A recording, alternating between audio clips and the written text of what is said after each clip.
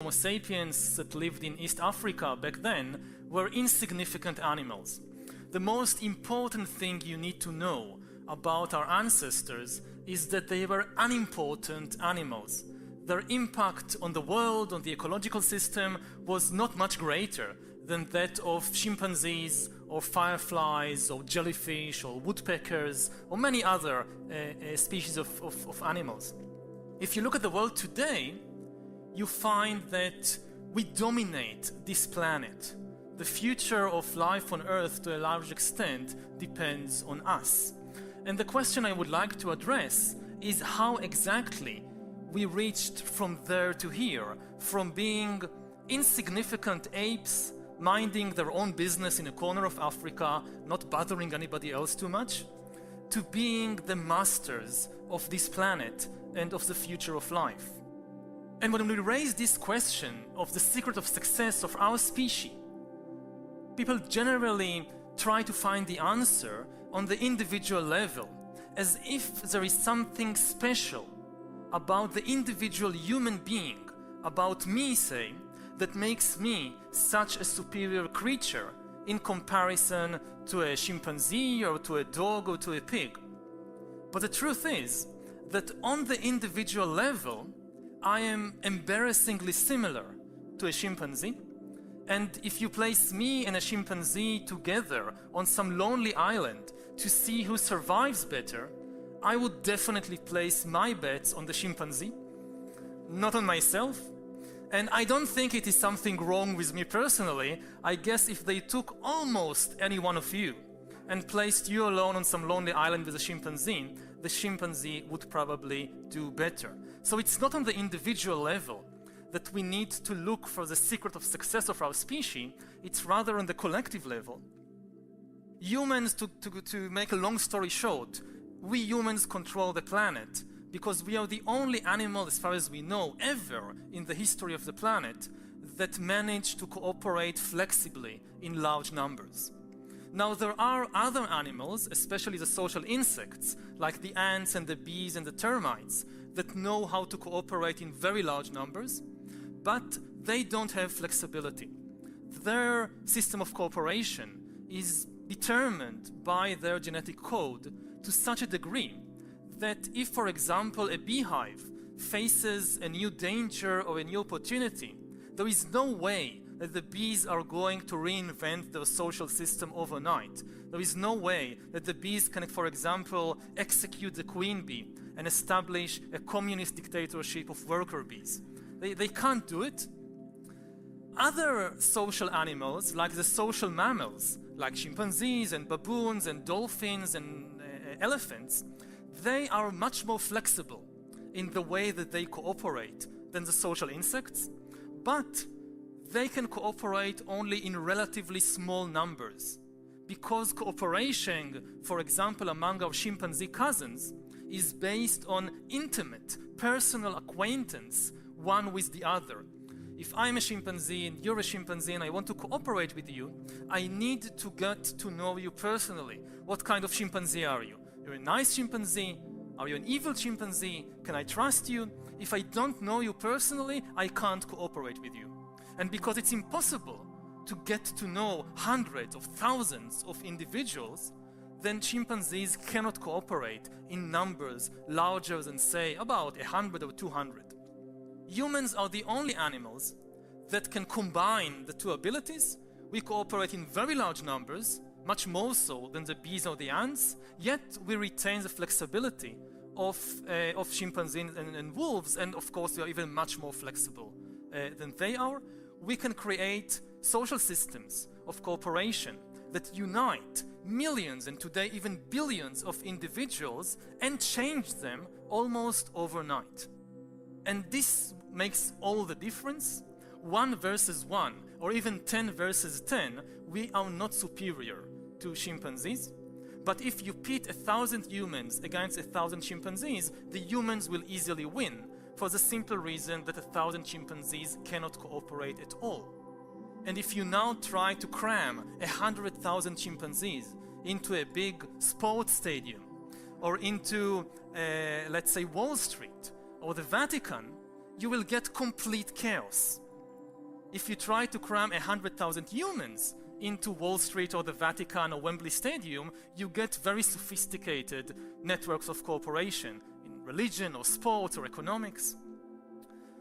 Of course, cooperation is not always nice. We usually associate cooperation like with Sesame Street, where we teach children to cooperate and be nice to each other, but should be emphasized that cooperation is also responsible for all the terrible things that humans have been doing throughout history, whether it's armies or slaughterhouses or prisons or concentration camps. All of these are also examples of unique ways of mass cooperation that only humans have.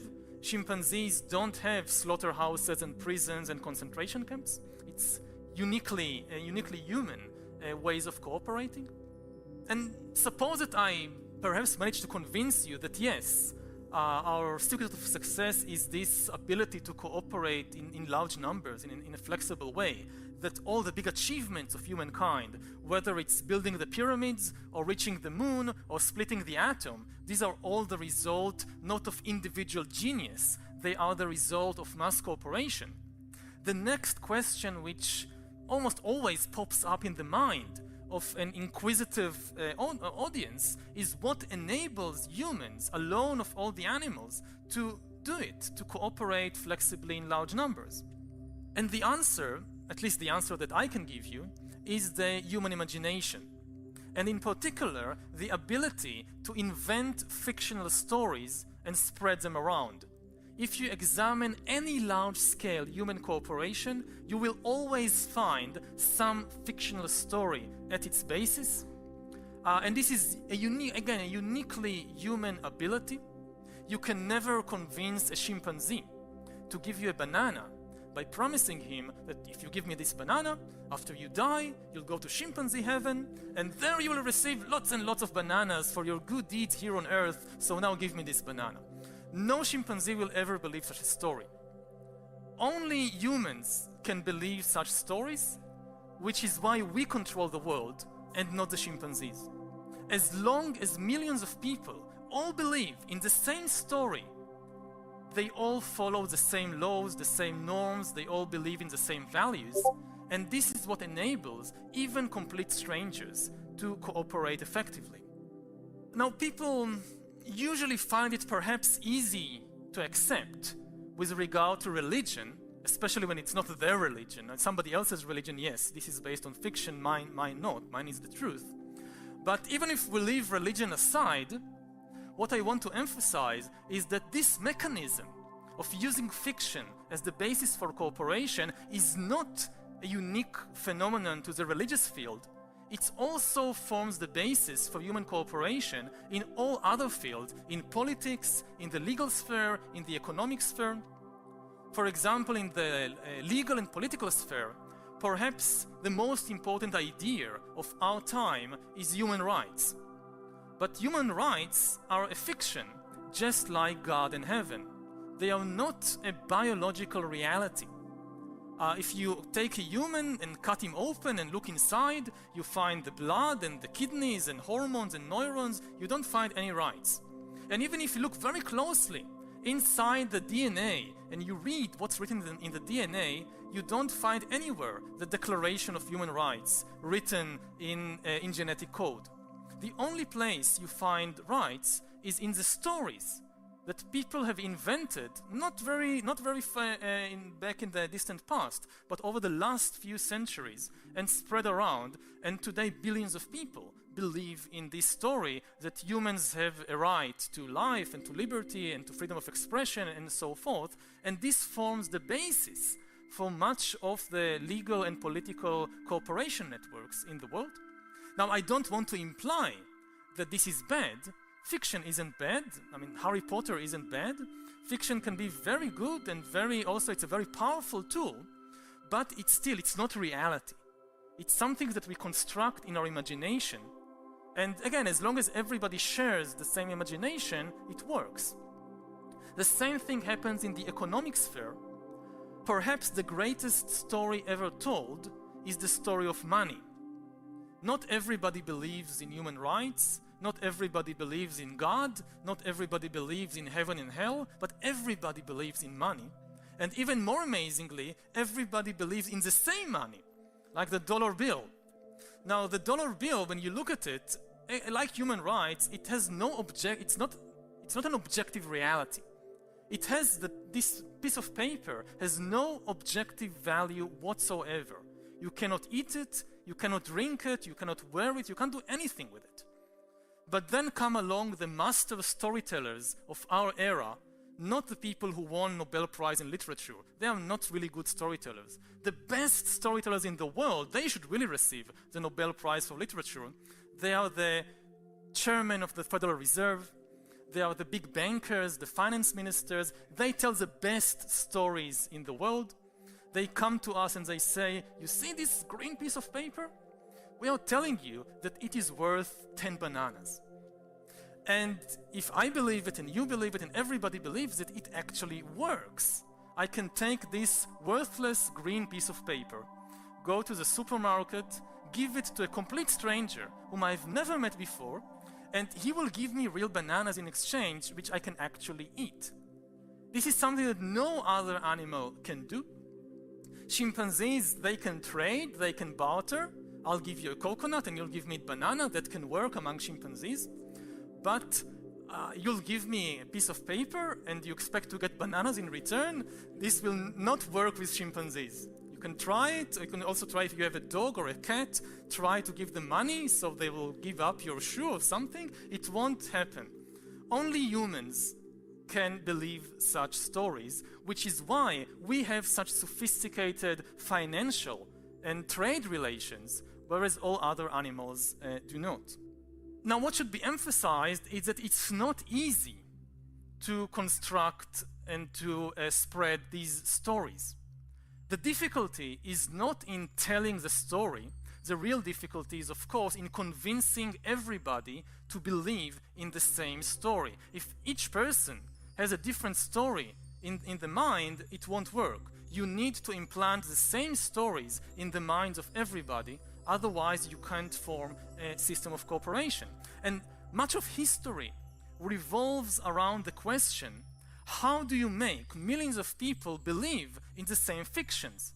How do you make millions of people believe in the dollar bill and not in some other kind of currency, like the Bitcoin? How do you make millions of people believe in one God and not in a different God? This is a very difficult thing. Again, much of history revolves around this question, and of course it doesn't always succeed. Many of the big conflicts in history are exactly about that. People sometimes think that humans fight for the same reason that other animals like chimpanzees fight. Chimpanzees fight over territory, chimpanzees fight over food, and people think this is for the similar reason that also humans fight. And there are maybe a few rare occasions when humans fight for territory or food, but this is very, very rare. The vast majority of wars and revolutions and conflicts in history were not about territory, they were not about food, they were about fictional stories in the mind of people. I come from Israel, so I know something about conflicts at first hand. And if you think that the Israeli-Palestinian conflict is about territory or food, you're mistaken. There is no objective shortage of land between the Mediterranean and the Jordan River. There is enough territory to build houses and schools and hospitals for everybody. There is no objective shortage of food. There is enough pita bread and falafel and hummus to feed everybody until they puke. I mean, there is no shortage of objective shortage of food. The real problem is that you have two groups with two very, very different stories in their minds, and they cannot agree on a single story that both can accept and identify with. To take a counterexample from European history, 100 years ago, Europeans were killing each other by the million in the First World War. And after it ended, they again killed each other by the million, even more, in the Second World War. In the second half of the 20th century, in the early 21st century, Europe became one of the most peaceful places ever in the history of humankind. What made the difference? Not the discovery of more land. It's not that suddenly new land emerged from the North Sea and they could divide it, you Germans take a bit and you French take a bit and now you'll be happy. No, there was no more new land.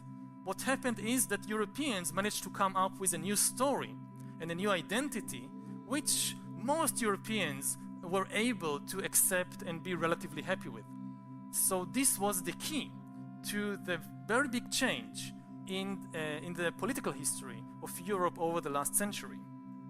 We can say then, as kind of summarizing what we've covered so far, that humans are really unique animals and they dominate the planet because we live in a dual reality. All other animals live in an objective reality. The reality of chimpanzees consists of objective entities like rivers and trees and mountains and elephants and lions. These make up the world of a chimpanzee. We humans, we also of course live in an objective reality. In our world too, there are rivers and trees and lions and elephants. But over the last tens of thousands of years, we have constructed on top of this objective reality a second layer of fictional reality, a reality consisting of fictional entities like nations, like churches, like gods, like business corporations.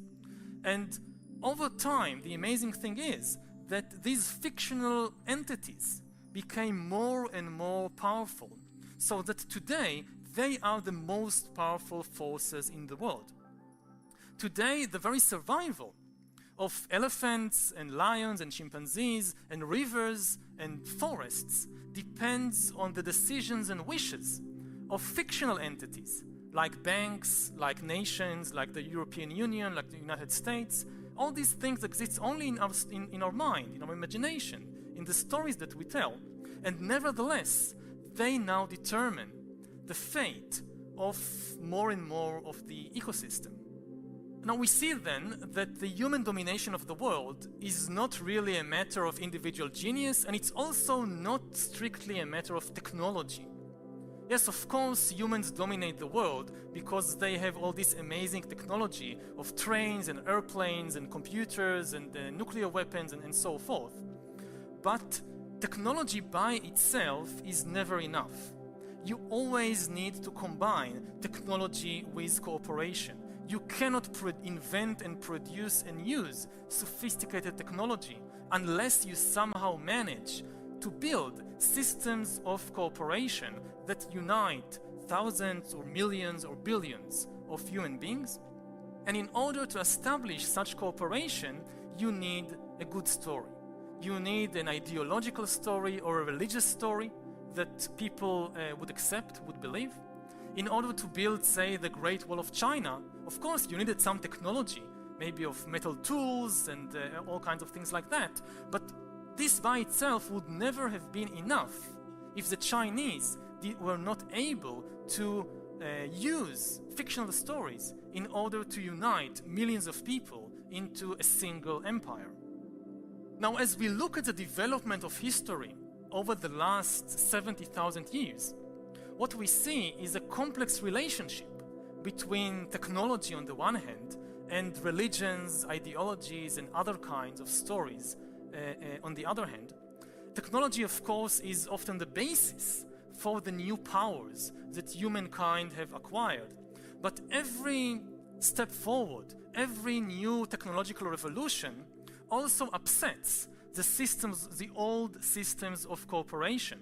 And unless people can find good stories to replace the obsolete old stories, the technology by itself only results in chaos, not in a real increase in the power of humankind, because you must find a way under the new technological conditions of still making millions of people to cooperate. A good example is the Industrial Revolution of the 19th century. In the 19th century, humankind gained mastery over new technologies, new powers, like the steam engine, like electricity, like radio, like the internal combustion engine. But the immediate result of all these inventions was to create a lot of social and political chaos. the transition from traditional societies to modern industrial societies was extremely hard and difficult. New classes of people emerged, especially the urban proletariat, which people didn't know what to do with. And much of the political history of the 19th and 20th century revolved around the new problems of industrial society, which could not be solved, could not be answered using the traditional ideologies, religions, and stories of humankind. Of course, one of the first reactions, always, to such technological upheaval and such social upheaval is to try to go back to the old stories and to find some security. When there is change, most people, especially beyond a certain age, they don't like change. They're used to the world as it is. They don't like change. When there is a big change which destroys old institutions, old ways of life, and creates completely new religions, people first of all try to hold on to something stable, to find security. And therefore you often find that such revolutions are accompanied by a wave of fundamentalism. Fundamentalism means looking for a fundament, looking for a basis, and trying to go back to something that seems eternal, secure, that can protect us against all these changes. This happened in the 19th century during the Industrial Revolution. One of the first reactions to the Industrial Revolution was a wave of religious fundamentalism all over the world. I'll give just a few examples, there are many more. In Europe, for example, you had a wave of Catholic fundamentalism in the middle of the 19th century.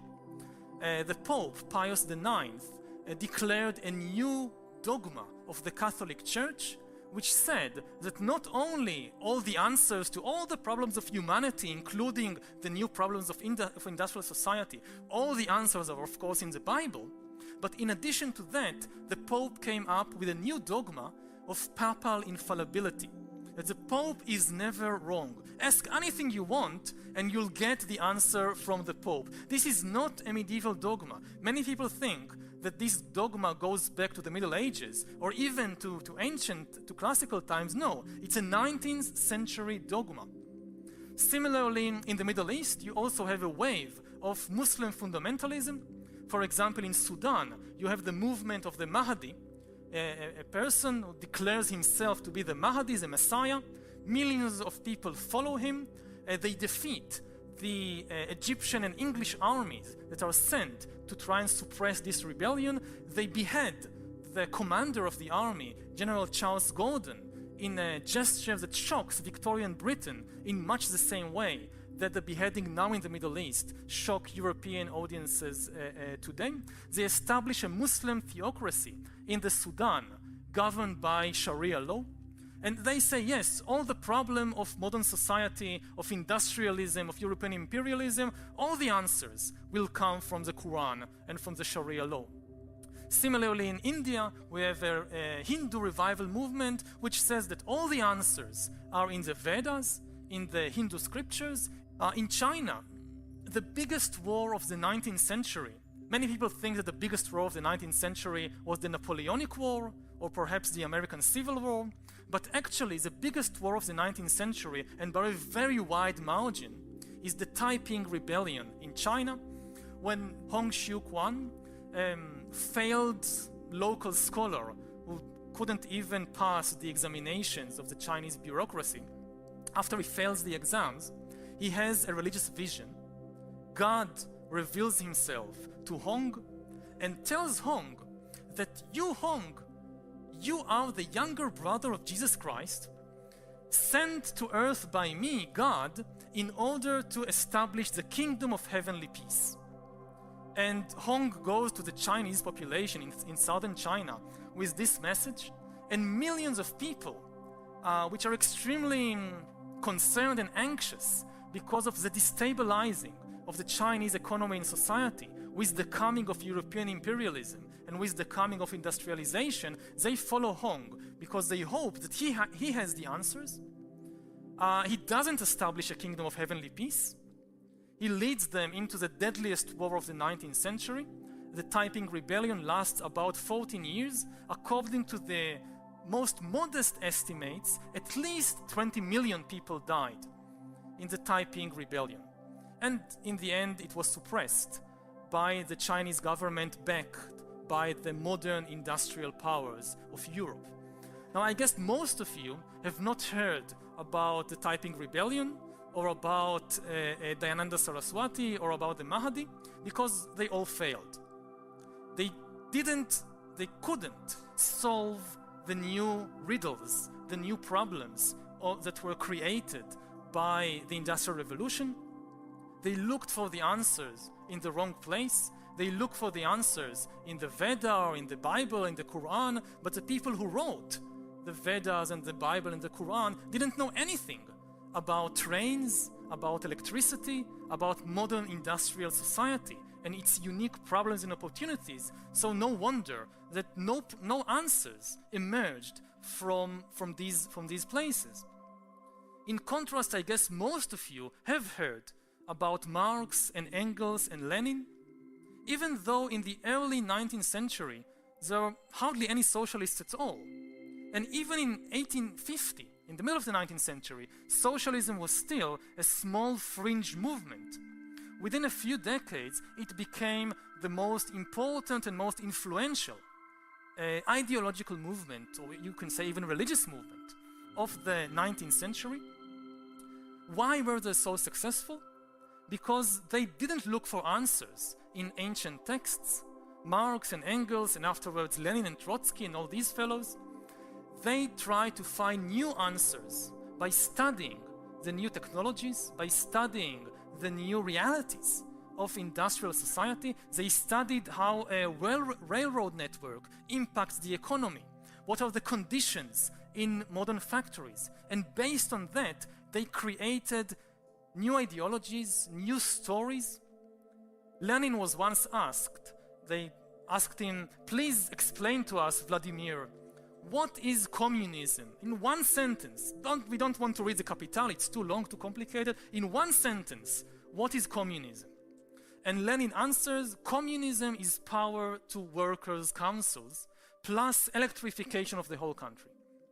There is no communism without electricity, without railroads, without radio. You could not establish a communist regime in 16th century Russia.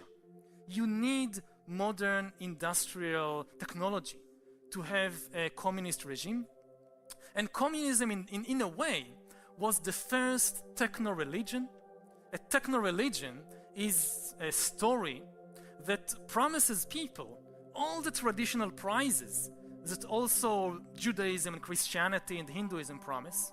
It promises peace and prosperity and paradise, but here on earth, with the help of technology, not after you die in some heavenly paradise with the help of supernatural being. Communism was the first techno-religion, again making the old religious promises, but on the basis of modern technology. And even the people who did not follow Marx, it changed the way that they view the world. It changed the basic discourse until today of how we debate and how even we fight in the world. Until Marx and the Industrial Revolution, the big ideological conflicts in human history were often about metaphysical questions concerning the soul and God and the afterlife. Christians and Muslims, or Protestants and Catholics, they were arguing what will happen to the soul after we die. How do you reach heaven? How do you prevent yourself from ending in hell? These were the big divides between, say, the Catholics and the Protestants. Ever since Marx and the communists and the Marxists, the big divides, the big ideological divides of humankind are no longer about the soul, or about the afterlife, or about God. They are about technology, about the economy, about production methods. In the 1960s and 1970s, say during the Cuban Missile Crisis, humankind almost destroyed itself and much of the ecological system in an argument about production methods, not in an argument about the soul and God and the afterlife.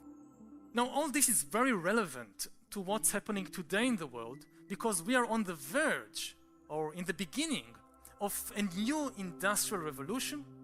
If in the 19th century humankind gained mastery over the power of steam and oil and electricity, then in the 21st century we are gaining mastery over the new powers released by biotechnology and computer science. And this revolution will probably be far more influential, far more radical than anything that we saw in the 19th and 20th century. Back then, in the Industrial Revolution of the 19th century, the new powers of steam and electricity and so forth, we humans used them in order to produce food and textiles and vehicles and weapons. Now in the 21st century, the main products of the new revolution will not be textiles and vehicles and food. They will be bodies and brains and minds. These are the main products of the 21st century human economy. We are learning how to manufacture, how to design and to produce bodies and brains and minds of ourselves and of other organisms and even of non-organic entities. Most of your fucking followers are your own people. What the fuck are you retards hosting? It was a relatively small realm of organic compounds. Now life is about to break out into the vastly larger empire of inorganic stuff.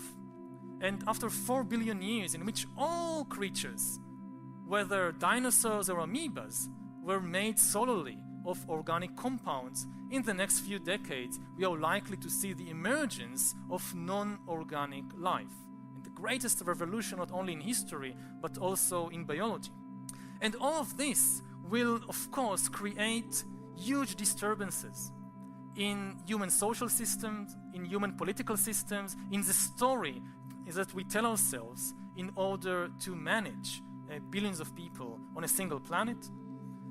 It will present us with enormous new opportunities as well as with unprecedented dangers and threats. On the one hand, we'll have the possibility of upgrading humans into superhumans. We are giving up on gods, but we will turn ourselves into new kinds of gods. We'll maybe acquire divine abilities through ourselves. At the same time, the same technology threatens to create new unprecedented gaps between different human classes or castes. Previously in history, all class division was legal, economic and political, but it was never biological. There was never any real deep difference on a biological level between the kings and the peasants, between the upper caste and the lower caste. In the future, however, in the not too distant future, we may for the first time see humankind splitting into different biological castes, with real differences in physical and cognitive abilities between the rich and the poor, or between the elite and the masses of the population. At the same time, we may see, for example, the emergence of new classes of people. Just as the 19th century created a new massive class of the urban proletariat, and much of subsequent political history revolved around the question what to do with this new class of the urban proletariat.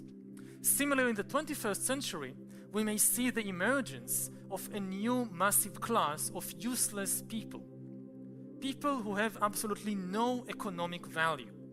It's estimated that within, say, 30 years or so, up to 50% of the jobs in the job market will be taken over by artificial intelligence and computers. Everything from driving taxis to diagnosing diseases to even teaching. Artificial intelligence will be able to do better than humans. There will be, of course, new jobs created, which we don't know of today, but even the new jobs might be performed far better by artificial intelligence than by humans. So we are looking at the possibility of a new massive class of useless humans and of immense, whereas the 20th century was a century of closing gaps, of growing equality in the world, the 21st century may be the most unequal century in human history in terms of social inequality. Not surprisingly, then, we also see now a new wave of fundamentalism in different places around the world, not only in the Middle East, and it's the same basic reaction. When you threaten the stability of the world, many people, especially people who are about to lose from the new situation, try to hold on to something stable and secure, and the first instinct is to go back to some story which seems to be eternal, which seems to be immutable, immune to all these dangers, to all these changes. But as happened in the 19th century, also in the 21st century, it's very unlikely that the answers to questions, to the new questions, will come from this fundamentalist wave. If we are asking ourselves how to face the threats and opportunities of things like genetic engineering or artificial intelligence, we are not likely to get the answers from the Bible or from the Vedas, because the people who wrote the Bible and the Vedas and the Quran and so forth didn't know anything about genetics and didn't know anything about computers. So it's not surprising that the answers are not there. Instead, we'll probably see the emergence of completely new ideologies, completely new religions, completely new stories. Not even socialism and liberalism have the relevant answers.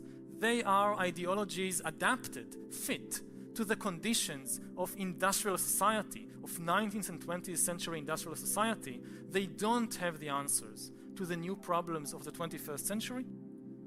Where will the new religions emerge from? Probably not from the Middle East. If you are looking for the new Muhammad or for the new Lenin, he or she is probably in Silicon Valley and not in the Middle East. This is where the new techno-religions are emerging from. Just as communism promised paradise on earth with the help of electricity and steam power, so now you see the emergence of new religions, new techno-religions that promise paradise on earth with the help of genetic engineering and artificial intelligence and computer algorithms and so forth. And they are much more ambitious than anything we have previously seen throughout human history. To give just one example, I mean, even Lenin and Marx, with all their ambitions, never went as far as promising people immortality. Yes, paradise on earth, but eventually, even in the socialist paradise, you die. And they kept their mouth shut about what's happening to you after you die. But the new techno-religions that we see emerging from Silicon Valley and similar places across the world, they even promise immortality here on Earth with the help of technology. For example, Google has established a sub-company called Calico, whose stated mission is to solve the problem of death. Just as we solved all these other technical problems, we are going also to solve this nasty problem of death. Throughout history, people assumed that death was some kind of metaphysical phenomenon, that we die because the gods or the single great creator God decreed that we must die, and there is nothing we can do to change that. Maybe when Jesus comes back to earth, or when the Messiah comes, then we can overcome death, but not before then. Now, more and more scientists are having second thoughts about this defeatist approach. They say we don't need to wait for Jesus Christ to come back to earth in order to overcome death. A couple of geeks in a laboratory can do it. If you just give them enough money and enough time, they can do it. Death is not a metaphysical phenomenon. Death is simply a technical problem. Why do people die? They don't die because the angel of death suddenly appears and taps them on the shoulder and tells them, "Come with me," like in an Ingmar Bergman movie. No, people always die because of some technical problem, like the heart stops pumping blood, or cancer is spreading in your liver, or something like that. And science says that every technical problem has a technical solution. Maybe we don't know the solution yet, but given enough time and money and energy, we can find this solution. True or false, I won't go into this here, but certainly the news stories, that the most amazing and fascinating stories which might serve as the basis for a new systems of cooperation in the 21st century world, we are beginning to see them emerging from places like Silicon Valley. I would end then on this tension, on the note of this tension between technology and storytelling, and emphasizing that good technology is never enough. Humans don't dominate the planet because they know how to produce very sophisticated technology. If they don't match this technology with good stories, the result is chaos. The result can be a complete destruction. Technology changes the world, but whether it changes it for good or evil really depends on the stories that people believe and the stories that people use in order to organize themselves. I think we can say without any doubt that in the 21st century we will see amazing new technology, better than anything, much more powerful than anything we've seen previously in history. The really big and interesting question is whether we'll be able to produce good stories to match this wonderful technology. If not, it's going to be very bad news, not only to human beings, but probably to almost all other organisms on the planet.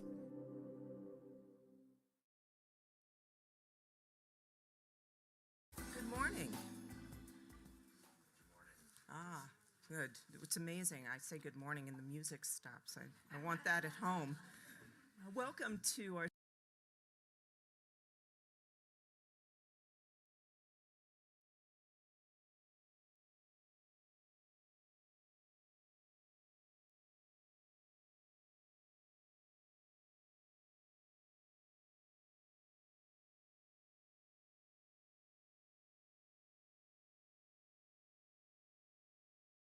session this morning on the evolution of consciousness.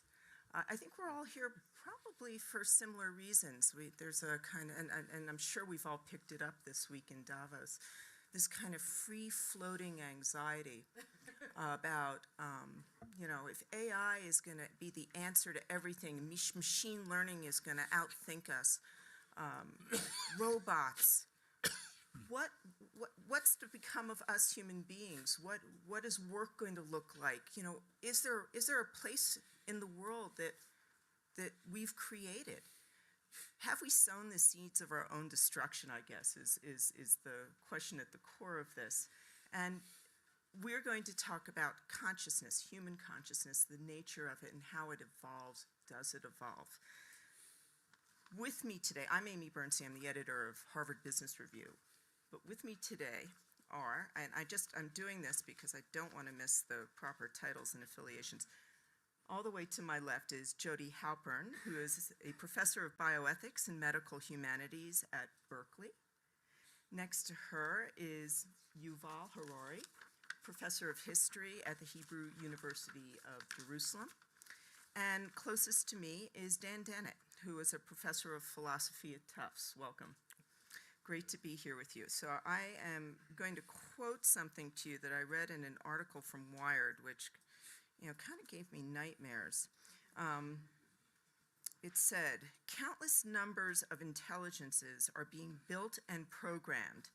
They are not only going to get smarter and more pervasive, they're going to be better than us, and they'll never be just like us. That was a Freudian slip that I couldn't get that one out. So, Dan, I'm going to start with you. Here's a little question. What is consciousness? Oh, that's an easy one. Thank you, Amy. Let's land that. Do you want the 10-second answer or the 10-hour answer? Well, actually, so let me help focus that. I was only half kidding. That's a Davos joke, I guess. Yeah. How far has science gotten us to understanding the basics of consciousness, what consciousness is at its heart? And talk about that. Well, actually, I'll save that question for you, Jody. Go ahead, Dan. it's making great progress. I think in my career, there was a period when it was considered off limits to talk about it, for scientists to talk about it. But that's changed in the last 25 years, and now there's a regular gold rush on. And there's a lot of good work being done, and there's a lot of controversy, and there's a lot of big egos fighting it out at the top. But we're making real progress, and I think that the ideas for a proper, confirmed scientific theory of not just human consciousness, but animal consciousness, and by extension, machine consciousness, if that's possible. Stay tuned. It's things are happening very fast. Well, these days. can you bring it into semi-focus for us? What consciousness there are many different meanings. There's just plain sentient, and even plants are sentient. So, but they're not conscious in any sensible sense. It's an open-ended capacity to represent your own representations and reflect on your own reflections, and it's what gives us the power to imagine counterfactual futures in great detail and think about them. For instance, that's just one of the things that consciousness in us can do. That very fact of imagining non-existent states of affairs distant in time and space, for instance, we have no reason to believe that any other species is capable of that. That really is that might prove to be wrong, but yes, and it might prove that some moon somewhere is made of green cheese, but I don't think it's very likely. Okay. How does that sound to you, Yuval? What I think about the same question. Yeah. Well, I think there is a lot of confusion between intelligence and consciousness, especially when it comes to artificial intelligence. I would say that intelligence is the ability to solve problems. Consciousness is the ability to feel things, to have subjective experiences like love and hate and fear and so forth. The confusion between intelligence and consciousness is understandable because in humans they go together. We solve most problems through feelings, but in computers they could be completely separated. So we might have super intelligence without any consciousness whatsoever. I agree. Jody, do you agree? I do. And what about when we sort of connect this to empathy, which is really your field? Do you think that we're getting any closer to understanding that? Yeah, I think, by the way, one of the great things about AI, thank you. One of the great things about AI is not our increased understanding of it. I mean, that's great. A lot of you work in that area, but it's causing us to be much more precise in our questions about ourselves, which I think is great. And what I think is that I'm a psychiatrist, philosopher of emotions, ethicist, so I have to say part of what I think people are really worried about is neither consciousness or intelligence, but the self. And what is the self? And will we be able to become? Will that be replaced? So how do you differentiate among those? Well, I think that the way that Yuval just defined consciousness, which is different than Daniel's definition of consciousness, is closer to my definition of the self. So I don't care about the semantics.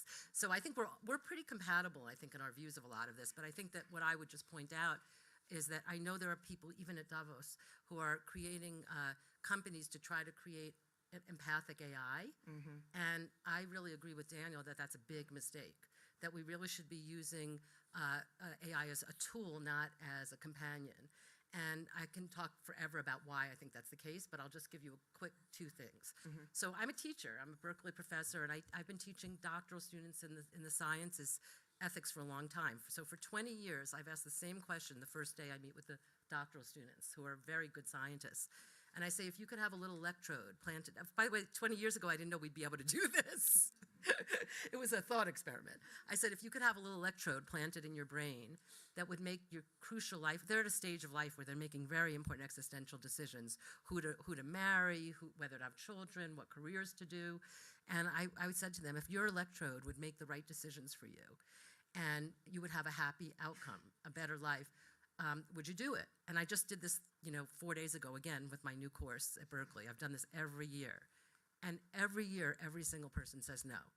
And I think that's incredibly interesting. And so there's two ways of thinking about ethics. And one is outcomes-based, only utilitarianism, consequentialism. And another way of thinking about what we as selves and persons care about goes beyond just happiness maximized as an outcome, but the kind of processes we live our life through. Are we autonomous? Are we agents? And I would say even more than autonomy and agency, what is our relationality? How do we relate to others, and how do we encounter others and make decisions and be with others? And I have to say one thing that's very shocking. This year, learning more and more about where AI is at, I actually think my students are wrong. I think I'd say yes to the electrode. Because and this is where I'm on the same page, I think that with enough, not today, not the AI of today, but if there is an AI, this is not AI that would do empathy. I think that there is an AI that could make good decisions for Jody. This is more about agency and autonomy. I think if it knew everything about, everything I've ever been through and how the world is changing and everything about my physiology and you can tell, basically what, you asked me what empathy is, and my whole career is saying what I think it is and what keeps changing. But the main thing is there's two parts of it. And one part of it is being able to really sort of micro-recognize other people's internal worlds. And I am now convinced with the two of you that AI could in principle do that. But the other part of it, I'm a psychotherapist as well, so what makes empathy transformative in psychotherapy? One part of it is that the therapist recognizes what you're going through in ways you may not even recognize. And I think we do have, by the way, Stanford had a whole weekend on this that I worked with them. There is AI psychotherapy now already. And it's like a smart journal. And I'm not against that with people that are not demented or not children and can really understand that this is just a smart journal that can tell them their reactions. But the other part of really transformative psychotherapy is the co-vulnerability, that it's actually another human who is subjectively experiencing the gravity of what you've been through, and in a being with experience, accompanying you. Actually, we have Mathieu Ricard here who knows about this. And that is really, in a scientific level, a lot of what my whole career has been showing, the value of that. And I'm not going to even say whether AI could ever do that or not, because it would have to be sentient in all these ways. But what I'm saying is we don't want it to. We want to do what humans are good at, and that's what humans can do. And when we lose all the jobs we're going to lose because of AI doing mechanical things, I want AI doing the caregiving, the elder care, the child thing. I don't want AI doing that. I want us to be doing the humanizing thing. And that co-vulnerability of other humans and being with, that's what humans do best. And I've talked a long time, but I'll just say something really provocative. And one of our articles related to this, I think we're good at it because we're not logical. This is a very bizarre thing to say, but I think it's the glitches in us, which are related to our finitude, that make us really feel understood by each other. We empathize most around each other's mistakes, each other's ridiculous suffering. And I think that it's a fool's task. That's just exactly what we're not needing AI for. But to make smart decisions, I trust AI, but not to understand me and help me transform and feel related to. Go ahead, Dan. I think that a point you made about vulnerability I want to return to. It seems to me that in the foreseeable future, AI systems are going to be tools, not colleagues, and the key point there is that we, the tool users, are going to be responsible for the decisions that are made. And if you start thinking about an AI as being a responsible agent, you put consciousness aside and just say, well, it's an intelligent agent, but can we make it a responsible agent? I co-taught a seminar, a course on autonomous agents in AI a few years ago, and as an assignment to the students, I asked them not to make one of these, but simply to give the specs for an AI that could sign a contract. Not as a surrogate for some other human being, but in its own, that was legally, a child or a demented person can't sign a contract. They're not viewed as having the requirements of moral agency. And you ask yourself, what would an AI be that had the requirements for moral agency? And the point that they gradually all groped to was, it has to be vulnerable like us. It has to have skin in the game. And right now, AIs are unlike us in a very fundamental way. You can reboot them, you can copy them, you can put them to sleep for 1,000 years and wake them up. They are sort of immortal. And making them so that they have to face their finitude of life the way we do is a tall order. I don't think it's impossible, but I think that nobody in AI is working on that or thinking about that. And in the meantime, they are engaging in a lot of false advertising, which one of my all-time heroes is Alan Turing. I'm right up there with Darwin. And Turing was a brilliant man. His famous Turing test, which I'm sure you all know about, has one unanticipated flaw. By setting up this litmus test for intelligence as an opportunity for the computer to deceive a human judge about its humanity, it put a premium on deception, a premium on seeming human that is still being followed in the industry. And everything from Siri on down and up, they have these Disneyfied humanoid interfaces, and those are pernicious because, I mean, one thing that my sort of whole career is based on is the idea of the intentional stance, where you take something complicated and you make sense of it by considering it as a rational agent with beliefs and desires. And when we do that, we always are over-charitable. We always imagine more comprehension, more understanding, more rationality than is actually there. And rather than fostering that by having these oh-so-cute and friendly interfaces, it should be like the pharmaceutical companies. They should have to remind every user of all the known glitches and incomprehensions in the areas that the system was absolutely clueless about. And of course that would run on for pages and pages and pages, so we'd have to find some substitute for that. So until we're ready to have AIs that you would be comfortable and rational making a promise with or signing a contract with, then we've got to remember we're the ones, the buck stops with us. Whatever advisor, we may have a very intelligent advisor, but when it comes to acting on that advice, we shouldn't duck responsibility. And as long as we maintain our own moral responsibility for the decisions we make aided by AI, I think that's a key to keeping us in the driver's seat. Do you agree, Yuval?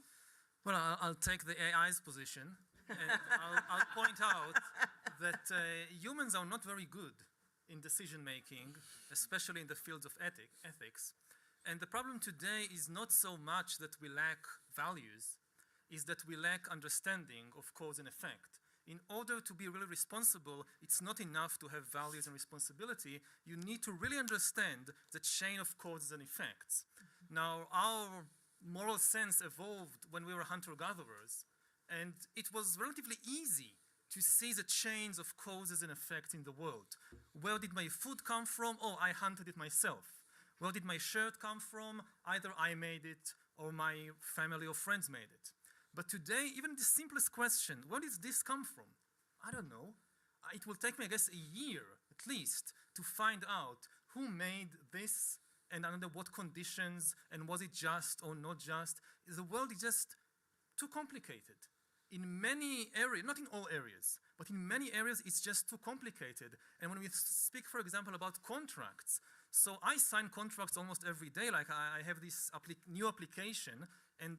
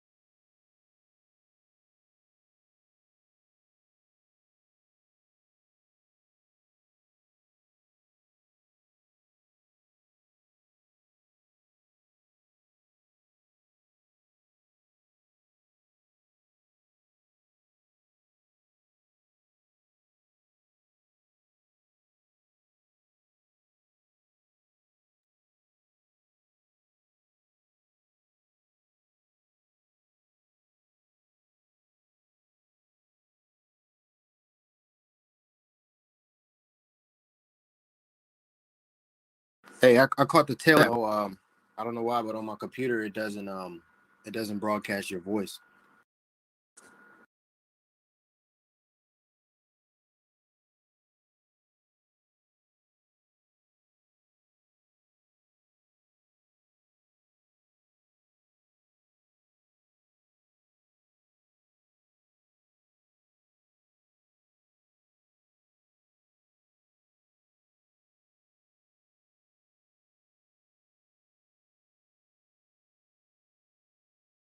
I switch it on, and immediately a contract appear, and like pages and pages of legalese. Me and I guess almost everybody else, we never read a word. I mean, we just click, I agree, and that's it. Right. Now, is this responsibility? I'm not sure. I think one of the issues, and this comes back to the issue of self, is that over history, we've built up this view of life as a drama of decision-making. What is human life? It's a drama of decision-making. And you look at art, so any Hollywood comedy, any Jane Austen novel, any Shakespeare play, it boils down to this great moment of making a decision. Do I marry Mr. Collins or the other guy? I forgot his name. To be or not to be? Darcy. No, exactly. Yeah. Do I kill King Duncan? Do I listen to my wicked wife and kill King Duncan or not? And the same with religion. I mean, the big drama of decision-making, I will be fried in hell for eternity if I make the wrong decision. And it's the same with modern ideologies, that democracy is all about the voter making the big decisions. And in the economy, we have the customer is always right. What is the customer's choice? So everything comes back to this moment of decision. And this is why AI is so frightening. I mean, if we shift the authority to make decisions to the AI votes, the AI chooses, then what does it leave us with? And maybe the mistake was in framing life as a drama of decision-making. Maybe this is not what human life is about. Maybe it was a necessary part of human life for thousands of years, but it's not really what human life should be about. Jody? Yeah, I love this discussion, by the way. We've never all been together either.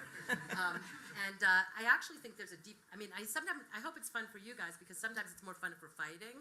But, I feel like you guys are writing next sentences in my head. I love this discussion, and I want to try to synthesize it. So, and this goes to what I think you started, and, well, I think that what we really need maybe at Davos and other places to have much deeper thinking about ethics and this notion of responsibility. And we need to make progress in that notion. But basically, let me suggest to you that we too often think that the responsibility is what the cause of something is what's responsible for it. But that's not necessarily true. That's where Dan was getting us started.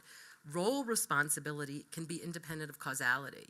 So what do I mean by that? My example is a paper I wrote on bullying. If little kids bully each other and cause tremendous problems, because that causes long-term health and mental health problems, the little kid can't be responsible because they didn't have autonomy.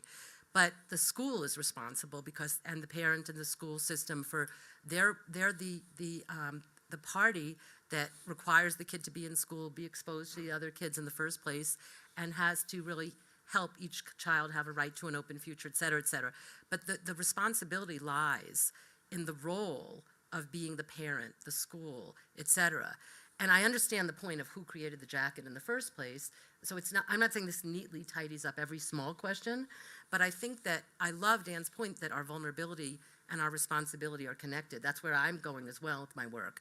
But the point is, we can't, so I've written about how bad, I did a whole 3-year project on how bad humans are at decision making. That's why I disagree with my students. I want that electrode advisor. But no matter what, even if it let it work where it did the decision, even if it causally overrode me, I still would be morally responsible because of my role responsibility to myself. And I want to say one last thing. I also agree, though, with Yuval's point that the focus on decision-making and ethics and what we are as persons has been really misplaced. Yeah. Because our roles play out in how we empathize and relate to each other every day and what we do and what we create and don't together, not in these just very dramatic decisions. Yeah. One of the things we have to realize is that our current views, which may be out of date, maybe on the way out, maybe on the point of extinction, our current views about responsibility and decision-making are held in place by a dynamic feedback system. We educate our children to become moral agents. We try to give them a sense of taking pride in being responsible for the decisions they make. That's part of a moral education. So if we're talking about overthrowing that, we're talking about a truly revolutionary, really a sort of an extinction event. It would be the extinction of persons as responsible agents, which is pretty serious. A question along those lines that I have for you all is, okay, so you've got this super-duper AI of the future that's got this wonderful ability to predict cause and effect. And it also, of course, has to have some set of values in order to say why one outcome is better than another. Mm-hmm. I think there's already problems there. Let me give you an aside. 3 Mile Island, how many years ago did that happen? 30, something like that? If you're a consequentialist, was that a good thing to happen or a bad thing to happen? If you'd been the engineer who could have pushed the button to prevent 3 Mile Island from happening, knowing subsequent history, would you not push the button or would you push the button? The idea that we can be consequentialists, the big flaw in that, I think, is that consequentialism works great in games like chess, where there's an endpoint, and you can work back from that and figure out whether this was a good move or a bad move. But in life, there are no endpoints. And that means that the whole idea of totaling up the good against the bad is a fool's errand. You can't do it. You simply can't do it, and neither can any AI. But I'm going to suppose for a moment that an AI could, and it did its calculation, and it said to Yuval, after due consideration, here is the morally best thing to happen. The human race extinguishes itself. So you say, gotcha, that's what we're going to do. Right? No, I'm not sure I'm following the relevance to the kind of argument that we are having here. I mean, it doesn't matter what kind of, you can start with any set of values. The idea is that you could program the AI to follow your particular set of values. So Well, even if you have in principle. yeah, I mean, everything here is still, we are still not there with this kind of AI. Of course, if you couldn't do it, if you can't program values into the AI in any significant way, then the entire discussion is irrelevant. But even if people say, oh, but we won't say, I don't know, serendipity. Like, okay, let's start with something easier than destroying the whole human race. Just letting the AI pick my music for me. Something much more simple. And people say, no, that's bad. We shouldn't give the AI the authority to pick music for me, because then I lose serendipity and I get trapped inside the cocoon of my previous preferments. But that's so easy to solve. You just find out what is the exact, not even the exact, what is the ideal zone of serendipity. Because if it's 50% serendipitous, it's too much noise. If it's zero, it's too little. Let's say you have all these experiments and you realize that the ideal level of serendipity for humans, or even for me personally, is 7%. You just program this into the AI, and 93% of the music is based on my previous likes and dislikes, and 7% is serendipitous, completely. It guarantees more serendipity than I could ever accomplish myself. So even these kinds of arguments, okay, you like serendipity, no problem. Just insert the numbers into the AI. So, Well, the serendipity, yes, you can get a variety of serendipity where you can sort of set it on the dial. How much do you want? But it's not clear that you're not paying a big price when you do it that way, as opposed to, well, to take an example along these lines, in my student days and early professor days, very often went hunting in the stacks in the library for a particular book and found books shelved nearby that hugely changed my intellectual life. right. And how close do you think your serendipity algorithm can get to recreating that kind of serendipitous possibility? Do you think, oh yeah, we can do that, it's just a matter of tuning? Well, this particular case, yes, I guess they could do it. I mean, not me, I don't know how to code. But you just say, okay, so you find the best book according to my criteria, and then you go to the Library of Congress, you find out which books are on the shelf nearby, and give me those. Well, but wait a minute. One of the things that I would be quite sure of is that sometimes I would pull a book down, not because I thought, ooh, that looks right down my alley, but no, that can't be right. This goes against everything I've ever valued.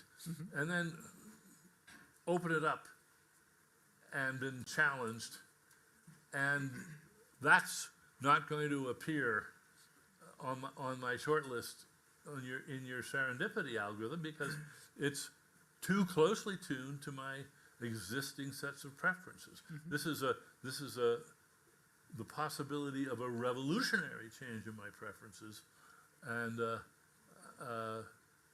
one can say, well, we'll just leave that to chance. We'll put in some super serendipity.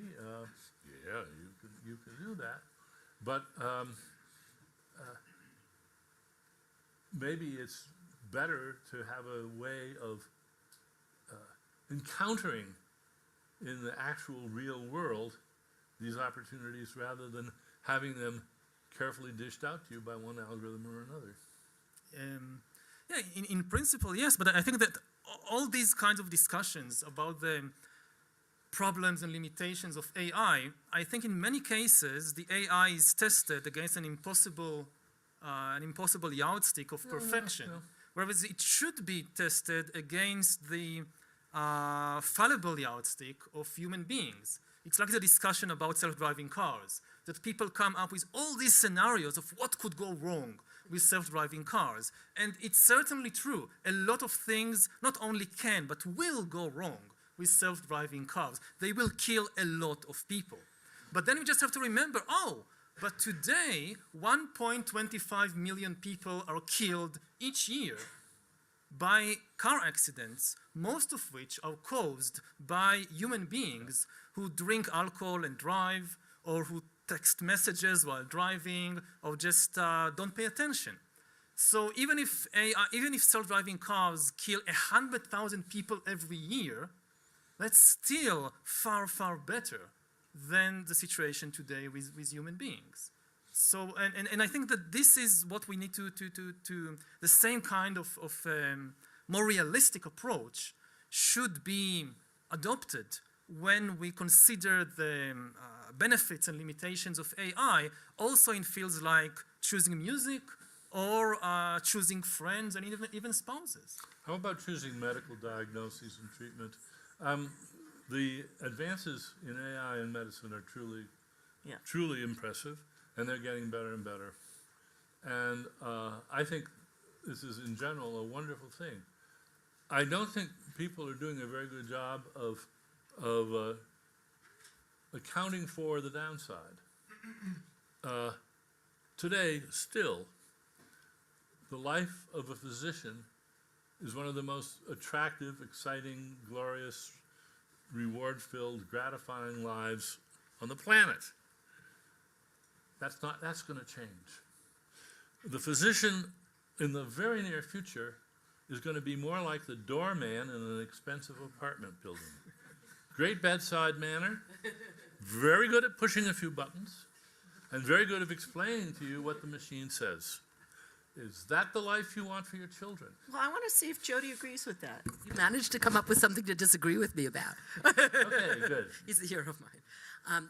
I think, first of all, I want to say, I'm just too much of an ethics teacher. I feel like I have to make the audience realize what happened in these transitions.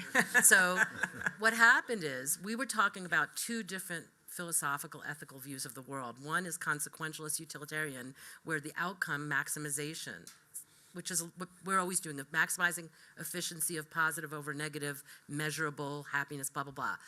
And the autonomous vehicle points that you just made are about that. We will be better off with autonomous vehicles. So the other point that Dan was making about the library was that even if it somehow had the right serendipity to give him some kind of happiness outcome of books, the experience of being involved in his own transformation from this other ethical system of selves and persons, and having, which goes with moral responsibility as well, which is this other ethical, it's called deontology, the study of duties, but we think of it as the study of rights, human rights, individual rights, but that the processes of life, not deceiving each other, caring for each other, these things matter independent of consequences, or not just because of consequences. That's another thing. We want to have our own vulnerable, frail lives, make our own mistakes, love the people we love, because that's human. That's being human, not just maximizing an outcome. That's what the logical shift that we made in a sneaky way. So you know that. So then the question is, what does being a doctor have to do with that? So I still think, first of all, I'm a psychiatrist. So not only is AI already better at reading X-rays, and in the national health system in the UK, better at deciding when you need dialysis. So that's a decision, but it's actually, to my incredible astonishment, already better at predicting suicide, which has been the biggest problem in psychiatry. there's been no way to predict when a person who feels suicidal, has suicidal intent or ideation is actually going to complete a suicide. Biggest problem in psychiatry, AI is not perfect at all. It's like the car thing. I don't know if it's as good as cars yet. I doubt it's as good as cars, but it could get that good. But the point is, that's amazing, right? That's such an existentially interesting thing that AI is already good at. And like I said, I'm already different than my students. I'll let AI advise my decisions. I'm certainly going to want it to decide people's cancer treatments and their psychiatric hospitalizations and all of that, as long as it's better than we are, because that's where you're looking for a good outcome. But are you going to be a highly educated doorman? No, okay, thanks, Amy. But the point is, consequentialism outcomes tell me when people come to a doctor, my whole career is showing that they care about your humanity, but let me tell you, they care about their outcome. You want to get well. You'll pick the surgeon with the terrible personality. There are surgeons with great ones, but you'll pick the one with the terrible personality if you're going to get a better result. So let AI do all the result things it can do. I gave 2 talks on this yesterday here. Most of what people need in healthcare, unfortunately, or not, most is the wrong word because of public health, but a lot of what people need is dealing with things that aren't going very well. A lot of what they need is someone to help them change behaviors that are hard to change. All of that is a very subtle process that I've spent my entire career on. So I don't think it's like being a doorman. I think it's what all of psychiatry is about. And it has to do with this commingling. I've written a book about this, but it's a commingling of left and right brain capacities to recognize what's at stake for someone with that shared vulnerability. And that's genuinely transformative for people. That genuinely is healing for people. So I think that we'll need more people that might be that doctors become more like really good therapists if they want to be doctors. They need to be able to deal with death and dying. They need to be able to deal with loss. They need to be able to deal with motivating you to drink a little less, exercise a little more, and really be in it with you. But that wouldn't be, again, actually, there are doormen that I've known who've had a very psychotherapeutic effect on the people they work with. But you get what I'm saying. There's a lot of expertise there. But I think that if we try to go back to the question of consciousness, maybe one way of going forward is to say, okay, leave the decision-making to the AI. It's better at that. And let's focus on exploring consciousness and on exploring experience, which is not about decision-making. And I think that, even in this sense, maybe there is no argument here. And if you really value experience and you really value consciousness, then you should have no problem leaving the dirty stuff of making decisions to the AI and having much more time and energy to explore this field about which we know so little. I think humanity, for practical reasons, for thousands of years, have focused so much on making decisions, on controlling, on manipulating. And if we can just leave that and focus on what we don't know, on this dark continent of consciousness, that would be a very important step forward. It would mean giving up certain very deep pleasures. I'm a sailor. When I was a teenager, I learned celestial navigation with a sextant and a chronometer, and I dreamt of single-handing a sailboat across the ocean and navigating by my sextant. Forget it. The insurance company won't let you do it. Because a GPS can do it 1,000 times better and faster and safer. You just bring 3 GPSs along and trust the 2 that agree and put the sextant nicely polished on your mantelpiece. It's completely antique, no longer. But look what's happened. It means that a certain sort of adventure, existential adventure, a certain sort of challenge has been simply wiped off the planet. Here's something you just can't do anymore. And unless you're a sort of antique technology nut or something, and you get the insurance companies to sign off, and then you go and you do your foolhardy, romantic, foolish thing. But I don't know if we've taken the measure of how much, that's a very dramatic case, at least for me. I don't know if we've taken the measure on just how much our finite, fragile lives will be tamed, over-tamed by the reliance on technology, turning us into hyper-cautious, hyper-fragile, hyper-dependent beings, and whether the fact that we got a smile on our face all day long and are well-fed will make up for that. So before I open the floor to questions, I want to ask Jody, how does that sound to you? We're going to become hyper fragile. We're all going to need you. What, does that make sense? Well, I think the last part about needing me is a good place to go, Yeah. which is about needing care, needing to care. Again, because my work's on empathy, I always take it back to there's two basic parts of the person or the self that we brought up quite a bit today. One has to do with autonomy and experiencing that with the sailing and the moral responsibility of that. And the other part had to do with relationality. And we brought that up quickly, but I want to go back to that because the most interesting, a lot of you are in the real world where you're doing these things already. And I've traveled and I've seen the robotic pets that are being used with elders with dementia right now. I was thinking, if you're lonely and you have a pet, I'm very attached to my dog in real life, and that's an interesting thing. But I mean, let's say theoretically, and we said already that some of us think it's problematic to make colleagues rather than instruments or helpers out of AI, but it looks like we are going, some of you here, in that direction. So there will be dementia caregivers that will feel like a person that cares about you.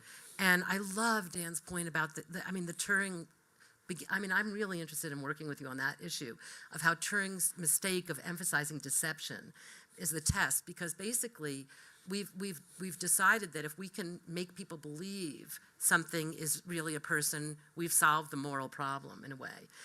So if you're, I'm really curious what all of you would feel if you were an elder with dementia and you had this wonderful caregiver and loved them and felt that they loved you and you didn't know that they were AI. Is there anything wrong with that? I'm just interested what people think about that. Where's the loss there? Yeah, that's a very good question. And yes, I agree with you entirely that the cutting edge, as far as I can see, for humanoid AI is elder care. And if you look back, I remember in my youth, I'm that old, there were still telephone operators by the thousands. Not a nice life, really, really quite tedious 9-to-5 job. And of course those jobs all got wiped out. And we applaud. We think, good, that's not any way for a human being to spend a life. Well, I have to say that taking care of demented people is not my idea of a good life. And there's going to be more and more need for people to take care of our parents, myself in a few years. And so I face quite directly the issue that Jody raises. And I think the key in what she said was deception. And the question is whether or not we can let people,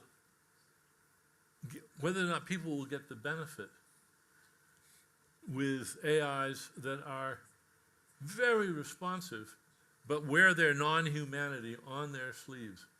And I think that's possible. Some of you may remember it's now sort of antique science fiction film called,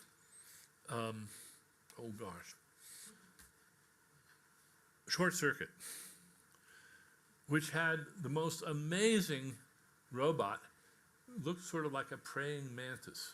Didn't really have a face. It had cameras and it had these sort of flappers that were sort of like eyebrows. I think the designers of that robot went out of their way to make this as non-humanoid as you can imagine. But they also did a brilliant job of making you care and making it seem like a friend, like somebody that you would want to befriend and worry about its future. So I think it's possible. For me, I think I would just like 3 robots to play bridge with. Until I couldn't do that anymore. So on that note, if you have a question, please raise your hand, and Robert at the back of the room will run over with the microphone, and please do wait for him. So who has questions for our panel? Yes, I see someone right in the second row there.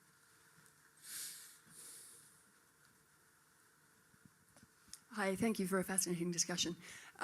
We're talking really about how we, regulate, but how we think about our relationship with AI. And we're kind of edging towards the idea that society may have a view, or we're trying to inform society's view on that. But my question is that this is all taking place at a time when we are peculiarly fragmented as societies, and technology itself is pushing that fragmentation in different ways. We also have different cultural understandings around this. So a lot of the discussion around regulation of AI in the West is about, well, the Chinese are going ahead and they have so much data and they're doing so much that if you stop us in any way, we're going to lose the battle. And it's a kind of arms race in this, which I think is a difficult argument too. So I just wondered if you can think of any optimistic, threads of thought that can address those two issues. Any optimism here? Well, it's tempting to think that the good old marketplace will take care of a lot of this, and that a lot of the brave ventures, most of them, are going to be discarded, dismissed, ignored by the potential customers for them. But we have to bear in mind that some of them, and we're already seeing this with children, some of them may be addictive. Oh. And that is very, very pessimistic, I think. I am very worried about that. So we'll end the optimistic answer on a pessimistic note. We have a question up here in the front row, Robert. So suppose you could program AI to take the decision that the most beneficial. So we won't call it compassionate, but always most beneficial. So what do you think of the value of the process of becoming compassionate? So the vast richness of experience of the challenges and how you solve them, that could also help you to help companions who are on the way. Mm-hmm. And by the way, if you spend some time, say, in a hermitage, cultivating compassion is certainly not about decision making, but becoming a better human being. So that process is, to have gone through the journey, is highly enriching, and that also helps you to help your human fellows to become compassionate in a way. Mm-hmm. Yeah, I think that if you spend less time on decision making and with the feeling that, oh, I control everything, so it's very important what decision I make and so forth, if you spend less time on that, you have far more time and energy to explore yourself, to explore your consciousness, your experience, and thereby develop your compassion. Now, I think that you also need some real-life experiences, of course, to do that. But my impression, again, looking from Davos, so I'm not sure that the people who make the most important decisions in the world are, by definition, also the most compassionate. So certainly there is no easy, direct link between making decisions, being compassionate. It's much more complicated than that. And again, my impression from meeting people at the top of the business world and at the top of the political world is that if they had some free time from making decisions, that would be great for them and also great for the world. Because they are so busy making decisions, they don't have time, for example, to develop their compassion. I just want to add something linking all these things. I think that I love that point, and I think it shows where we don't have to be sort of happy fools. It wouldn't be so bad to be happy, right? But anyway, for everyone to be happy. But I think that the giving up decision making to some degree, which is an interesting thought, to be able to really become a deeper self and deeper in our relational and spiritual lives, I do think this notion, we're not giving up moral responsibility. So that's extremely important, is we don't have the concept yet for how this goes, where you don't just give your decisions off to AI the way you would to an authoritarian leader. You're not just passively feeling like your steps are predicted. It's much more like a tragic view of the world where you realize, which may be closer to the truth even without AI, which is our decisions are not really, they're not that rational to begin with, and they're not really that determinative of what happens as we think most of the time. We don't have the power and control over lives that we think we have anyway. So a very deep awareness that we're morally responsible for each other, and yet we don't have the power to change each other the way we think we do or to control other people. We can barely control ourselves. So it gives us a very different moral vision. It does, but I think you say we don't have the power we think we do to control others. And yet, I think we should also acknowledge that whatever we do with a little help from our friends. Yeah. And that in fact, having friends, having people whose respect we cherish is one of the great stiffeners of the spine, the moral spine. Parents will automatically not engage in behaviors in front of their children that if their children weren't there, they would probably succumb to that urge to indulge in those behaviors. And if AI removes that wonderful companionship association where, in effect, as you said, I think, it's not just that we take responsibility for our own actions, we take partial responsibility for the actions of our family and friends. And this whole web of moral responsibility and respect is itself in jeopardy now, and that's a very scary thought. So we have a question, this gentleman in the third row, Robert. Thank you. Fascinating discussion. I would like to hear your view in terms of, so given that most of the repetitive jobs will progressively disappear, where do you see what is left for humans in terms of where will we be more relatively competitive? What jobs, if you could give us examples? And secondly, what type of advice would you give to our children in terms of how they should orientate their careers accordingly? I think that we need to protect the humans, not the jobs. There are many jobs not worth protecting. And if we can protect the humans, then it doesn't really matter so much if they have a job, if they don't have a job, which kind of job. On a more practical and realistic level, what kind of skills, for example, to acquire today so that you would still be relevant, not just economically, but also socially in 30 years or 40 years. We don't have any idea how the world would look like, except that it will be completely different from today. So any investment in a narrow skill, in a particular skill, is a dangerous bet. The best bet is to invest in emotional intelligence and in mental resilience, in the ability to face change, in the ability to change yourself and to constantly reinvent yourself, because this is definitely going to be needed more than in any previous time in history. Of course, the big question is, how do you learn something like that? It's not something that you can just read in a book or just hear a lecture and that's it. I'm now mentally resilient. I can face the world better. Yeah. So next to the gentleman who just asked the question. Thank you very much for a fascinating discussion. I'm coming from Russia, from a big bank where we, of course, implementing a lot of AI. But on the other hand, Elon Musk said that we have 5 to 10% chances of controlling how AI will develop.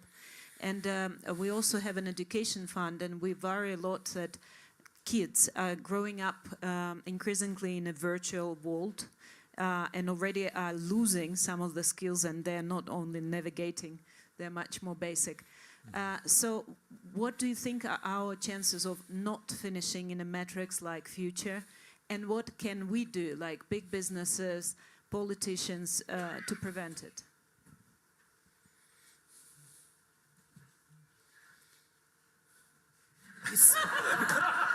You stumped them. Well, one thing I can say is that we are already in a kind of matrix anyway. We have been for thousands of years. It's so so it's not a completely new situation. And what can businesses and politicians do? I think the first step, and that goes back to the first question that was asked here, any solution will have to be on a global level because of the danger of the race to the bottom, that no country and no business would like to stay behind. If, for example, to take a simple case, it's still complicated, but relatively simple in moral terms, developing autonomous weapon systems is a terrible idea for many reasons. But we are seeing now an arms race all over the world to develop autonomous weapon systems. And even to stop, even though it's very clear, I think, the ethical debate on that it's a very bad idea, it's still very, very difficult to stop it. Because even if one country, Russia or the US, whatever, says, okay, it's a bad idea, we are not going to do it, then they look across the border and they see that the Europeans or the Chinese or somebody is doing it, and they say, we are not fools, we don't want to stay behind. So even though we know that it's bad, which means we are moral, and it's important that the moral people will be the most powerful, so we must develop it, because we will be more responsible in using it. So let's develop it. And this is the logic of the race to the bottom. And the only way to effectively prevent the development of autonomous weapon systems is by global cooperation. And this is like a no-brainer, but the world is, at least in the last few years, going in exactly the opposite direction. So before we think about any practical method, we need far more effective global cooperation. Otherwise, almost nothing will work. So let's take one more question down front here. Rube?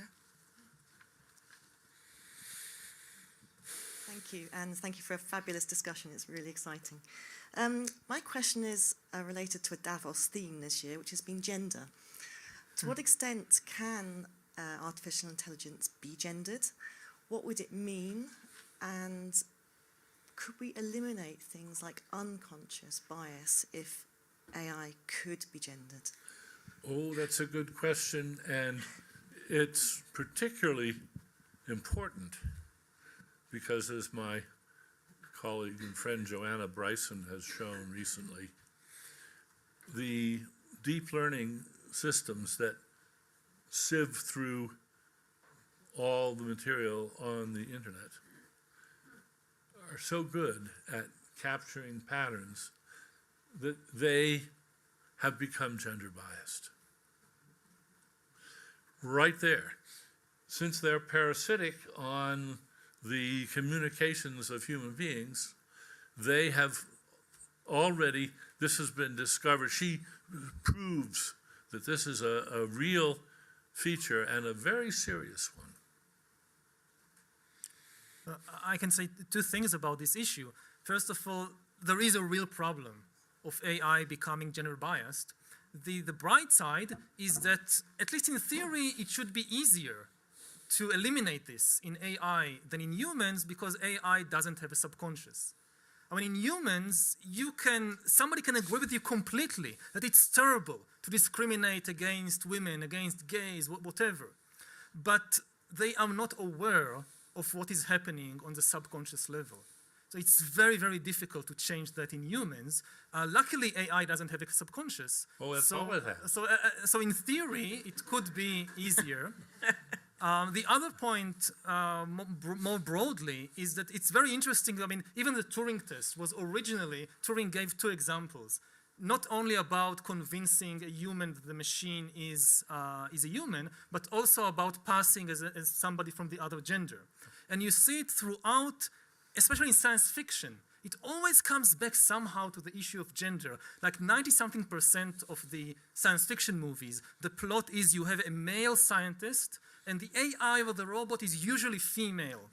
And I think that most of these films are not about AI at all. They're about feminism. It's not humans afraid of intelligent robots, it's men afraid of intelligent women. Wow. Okay.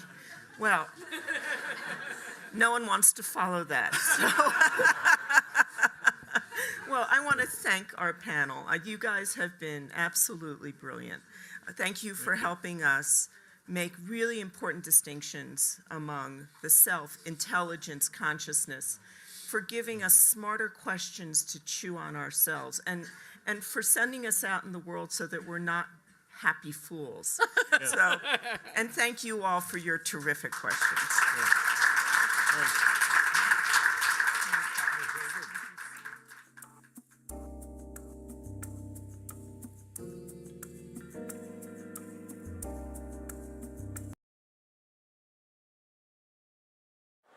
Good evening. Welcome, everybody. My name is Russell Shaw. I serve as head of school at Georgetown Day School here in our nation's capital, and far more importantly, I serve as husband to Rabbi Shira Stutman here at 6th and I. So tonight's conversation is going to be live streamed on Facebook at facebook.com/6th and I. If you know somebody who wanted to be here but wasn't able to, you can text them now and tell them to tune in.